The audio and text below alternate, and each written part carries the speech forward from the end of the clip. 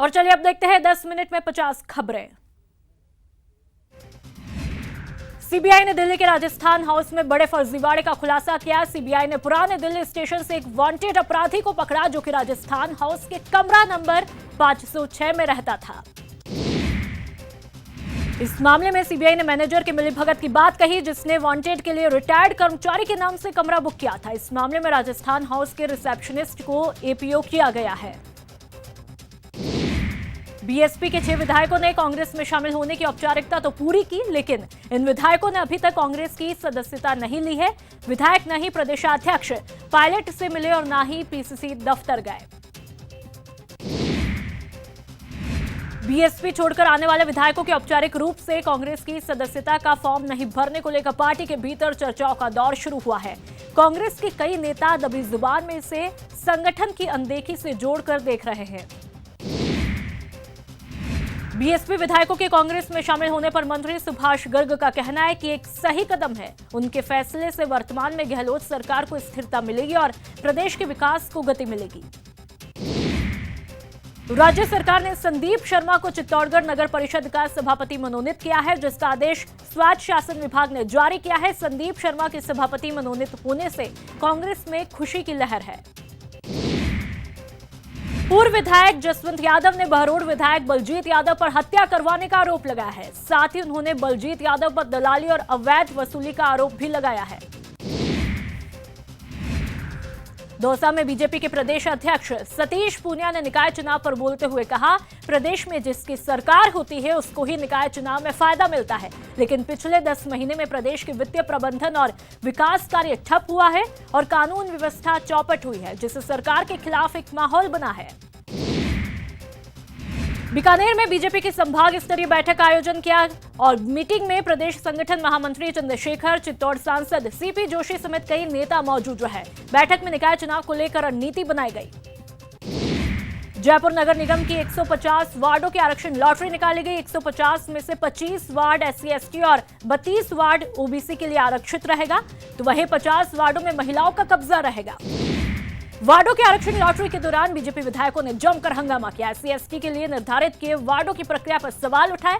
विधायक अशोक लाहौटी और कलेक्टर के बीच जमकर बहस हुई। लाहौटी ने पूरी प्रक्रिया को फर्जीवाड़ा करार दिया। अलवर नगर परिषद के 65 वार्डों की लॉटरी निकाली गई। भिवाड़ी नगर परिषद के 60 वार्डों और थानागाजी नगर पालिका के 25 वार्डों की लॉटरी निकाली गई। भरतपुर में भी नगर निकाय चुनाव के लिए वार्डों की लॉटरी निकाली गई। भरतपुर नगर निगम के 65 वार्डों की लॉटरी निकाली, तो वहीं रूपबास नगर पालिका के 25 वार्डों की लॉटरी निकाली गई। हनुमानगढ़ नगर परिषद के सभी 60 वार्डों के आरक्षण की लॉटरी कलेक्टर ने निकाली, जिसमें से 63 वार्ड सामान्य, 13 वार्ड ओबीसी, 10 वार्ड SC और 1 वार्ड ST के लिए आरक्षित किया गया। वहीं महिलाओं के लिए कुछ 19 वार्ड आरक्षित है। बीकानेर में 80 वार्डों के आरक्षण की लॉटरी कलेक्ट्रेट में निकाली गई। जनरल कैटेगरी के 54 वार्ड, ओबीसी के 17 वार्ड और SC के लिए 9 वार्ड आरक्षित किए हैं। वहीं महिलाओं के लिए 27 वार्ड आरक्षित हैं। नागौर जिले के मकराना नगर परिषद के 55 वार्डों और डीडवाना नगर पालिका के 40 वार्डों के लिए कलेक्ट्रेट सभागार में कैटेगरी वाइज लॉटरी निकाली गई। कलेक्टर दिनेश कुमार यादव ने सभी वार्डों की लॉटरी निकाली। चूरू नगर परिषद और राजगढ़ नगर पालिका चुनाव के लिए वार्डवार आरक्षण निर्धारित किया गया। लॉटरी के जरिए SC/ST, ओबीसी, जनरल और महिलाओं के लिए आरक्षित सीटों का निर्धारण किया गया। उदयपुर में 2 नगर निकायों के लिए आरक्षण लॉटरी की प्रक्रिया पूरी हुई। उदयपुर नगर निगम और कानौर नगर पालिका के कुल 90 वार्ड की आरक्षण लॉटरी निकाली गई। करौली में एक बार फिर मानवता शर्मसार हुई है। जिला अस्पताल में डस्टबिन में नवजात का शव मिला। सूचना पर पहुंची कोतवाली पुलिस ने नवजात के शव को परिजनों को सुपुर्द किया और अंतिम संस्कार करवाया।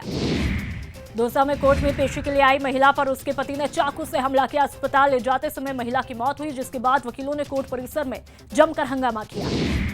जोधपुर में हिट एंड रन का मामला देखने को आया है। बोलेरो जीप ने सड़क किनारे बैठी 3 महिलाओं को कुचला, जिसमें 2 महिलाओं की मौके पर मौत हुई। एक महिला गंभीर रूप से घायल है। दौसा में लड़कियों से छेड़खानी और फप्तिया कसना एक मनचले को भारी पड़ा। लोगों ने मनचले को पकड़कर पिटाई की। हालांकि छेड़खानी और मनचले की धुनाई का यह मामला थाना तक नहीं पहुंचा। बांसवाड़ा के कुशलगढ़ SBI बैंक से एक शातिर चोर ने दिन दहाड़े 10 लाख रुपए पार किए। चोरी की पूरी वारदात बैंक में लगे CCTV में कैद हुई। फिलहाल पुलिस CCTV फुटेज के आधार पर आरोपी की तलाश में जुटी है। 007 गैंग के 2 सदस्यों को जोधपुर पुलिस ने बीकानेर से गिरफ्तार किया है। आरोपियों के पास से पुलिस ने 2 पिस्टल और 8 जिंदा कारतूस बरामद किए हैं। हाल ही में दोनों आरोपियों ने हथियारों के साथ डांस का वीडियो सोशल मीडिया पर पोस्ट किया था। डूंगरपुर में 30 घंटे बाद महिला के शव का पोस्टमार्टम हुआ। ससुराल पक्ष पर दहेज हत्या का मामला दर्ज किए जाने के बाद पीहर पक्ष पोस्टमार्टम के लिए तैयार हुआ। मंगलवार को महिला का शव कुएं में मिला था। टोंक में कांस्टेबल मुकेश चौधरी की हत्या के मामले में धरना जारी है। आज मेहंदवास के लोगों ने बाजार बंद करके विरोध जताया। लोगों ने आरोपियों की जल्द ही गिरफ्तारी की मांग की है। कोटा में बाढ़ के बाद लोगों में आक्रोश है। नयापुरा खाई रोड के लोगों ने जाम लगाकर प्रदर्शन किया। लोगों ने प्रशासन पर अनदेखी का आरोप लगाया है, तो वहीं लोगों का हंगामा बढ़ता देख पुलिस को लाठीचार्ज करना पड़ा, जिसमें कई लोगों को चोटें आई है। डूंगरपुर में बिजली विभाग की लापरवाही का शिकार एक लाइनमैन हुआ। करंट लगने से लाइनमैन गंभीर रूप से झुलस गया, जिसे जिला अस्पताल में भर्ती करवाया है। चूरू के सुजानगढ़ में 2 बाइक की टक्कर में 4 युवक घायल हुए। सभी घायलों को बगड़िया अस्पताल में भर्ती करवाया है, जहां पर उनका इलाज जारी है। बीकानेर में टिड्डी दल के हमले से किसानों की परेशानियां बढ़ती जा रही है। खाजूवाला, छतरगढ़, कोलायत सहित कई इलाकों में टिड्डियों ने धावा बोला है, तो वहीं किसानों का आरोप है कि प्रशासन ने टिड्डियों से बचने का कोई पुख्ता इंतजाम नहीं किया है। कोटा में बाढ़ के बाद युद्ध स्तर पर सफाई अभियान जारी है। नगर निगम ने सफाई अभियान के लिए बाढ़ग्रस्त इलाकों में 100 टिपर, 28 ट्रैक्टर, 12 जेसीबी, 1 डंपर लगा रखी है। अजमेर जिला किसान महापंचायत ने बारिश से खराब हुई खरीफ फसलों के मुआवजे को लेकर सरवाड़ उपखंड कार्यालय पर प्रदर्शन किया और अपनी मांग को लेकर एसडीएम को ज्ञापन सौंपा। अजमेर में north western railway employees union ने अपनी विभिन्न मांगों को लेकर केरेज कारखाने के बाहर जमकर प्रदर्शन किया। नाराज रेलवे कर्मचारियों ने केंद्र सरकार और रेल मंत्रालय के खिलाफ नारेबाजी की और निजीकरण का विरोध जताया। जयपुर में जेडीए की कार्रवाई का विरोध जारी है। सैकड़ों मजदूरों और बिल्डर्स ने सिविल लाइंस फाटक कूच किया और जेडीए की कार्रवाई तत्काल रोकने की मांग की। इस दौरान प्रदर्शनकारियों और पुलिस के बीच नोकझोंक भी हुई। रोडवेज बदहाली का शिकार होता जा रहा है। रोडवेज की करीब 1000 से ज्यादा बसें खटारा हो चुकी है, लेकिन नई बसें नहीं आने से खटारा बसें ही चलाई जा रही है, जिससे हादसों का खतरा यहां पर बना रहता है। चूरू के सुजानगढ़ में पद्मश्री कन्हैयालाल सेठिया का पैनोरमा और स्मारक बनाने की मांग उठने लगी है। सुजानगढ़ पथिक सेना संगठन के राष्ट्रीय अध्यक्ष महावीर पोसवाल ने मांग उठाई है।